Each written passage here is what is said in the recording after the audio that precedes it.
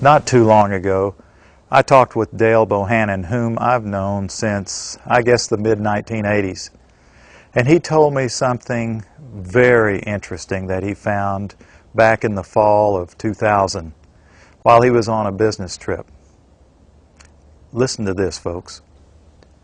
I was pulled to the side road, which was a new cut gravel dirt road in front of a business, a builder supply business, actually top-notch builder supply in Madison, Georgia.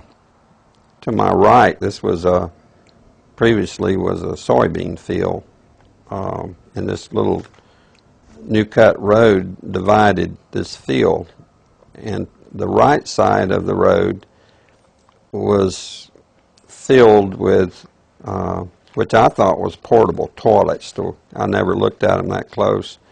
Same in color, maybe black, but which was an odd color. And I was sitting there going over my notes, and a van pulled alongside of me. It turned out to be the property owner.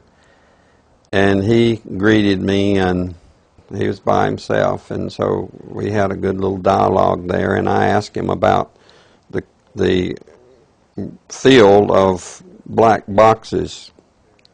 What were they? Because I'd never seen anything like that, and his statement was that if he told me, I would be one of few people in Madison, Georgia that knew about them.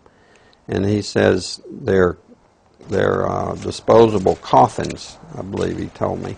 And he says there's 100, at that time, he said there was 125,000 there. And they were stacked, he told me, 15 high.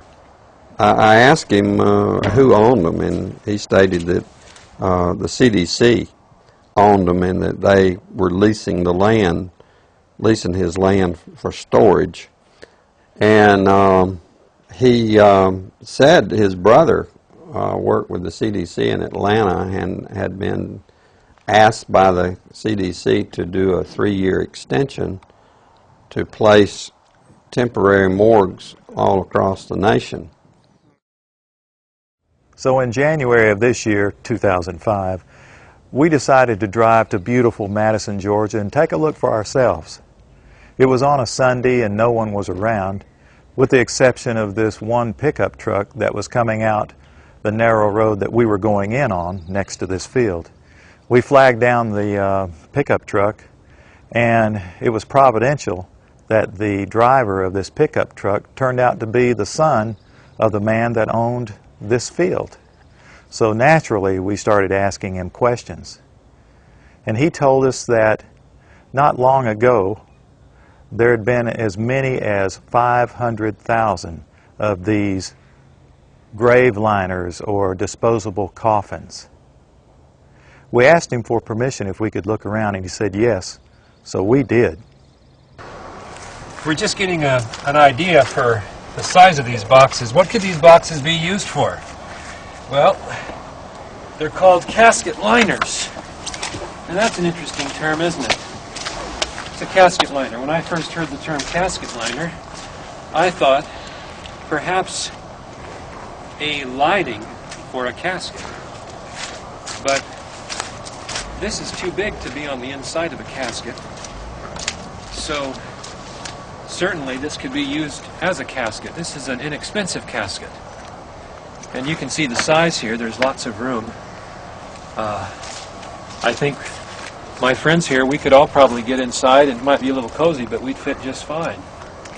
Which tells me that these liners can be used for more than just one.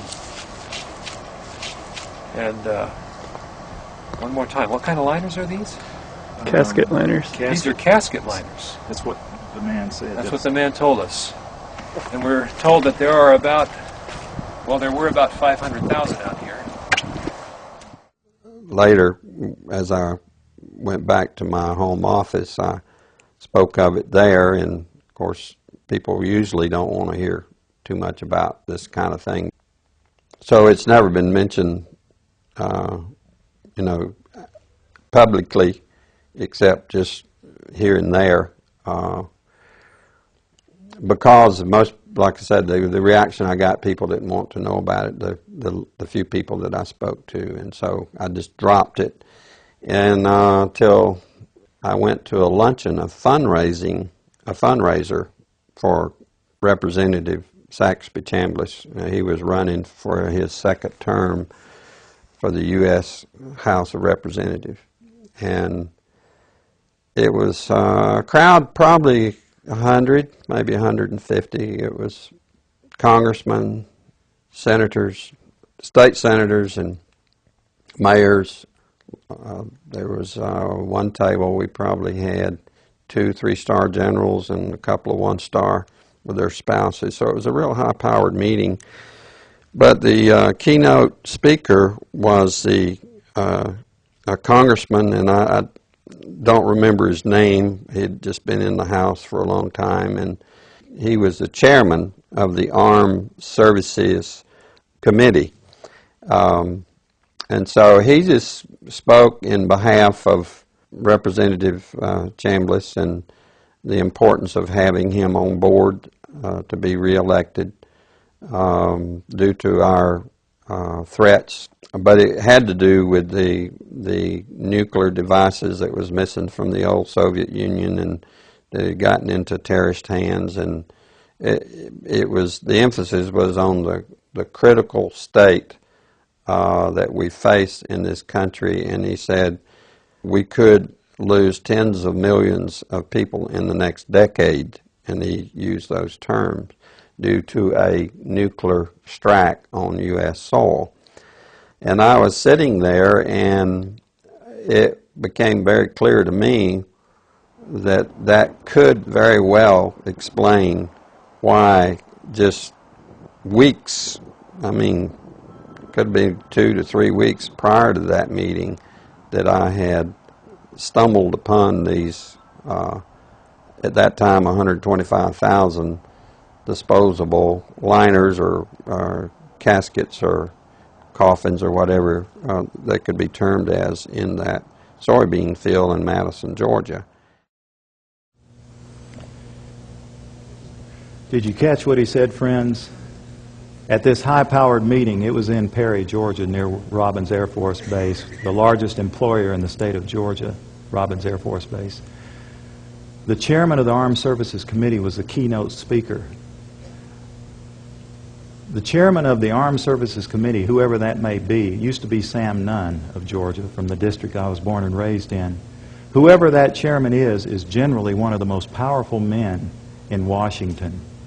And I can't remember the chairman's name at that time myself, but he said, this was in the year 2000, I believe, that in the next 10 years, possibly due to nuclear strikes, tens of millions of people could lose their lives.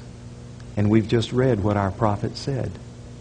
Now, what we've just seen is one United States city outside, this is Atlanta, it has a metropolitan population area of roughly 4 million people. So this is one field outside of one U.S. city,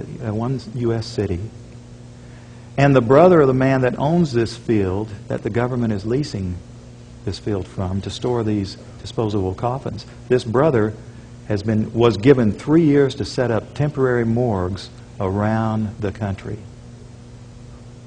Now, we found the website that we think these disposable coffins were made at, and we noticed that the lids that they're advertising on the website were rounded. But the lids, hundreds of thousands of lids there, the lids we found, folks, were flat, and they were reinforced. You know what that could mean? You can stack them on top of each other. That's a lot neater to stack them in disposable coffins than what we saw after the tsunami, when we would see bulldozers digging holes and taking bodies and pushing bodies into holes. America can stomach this much better.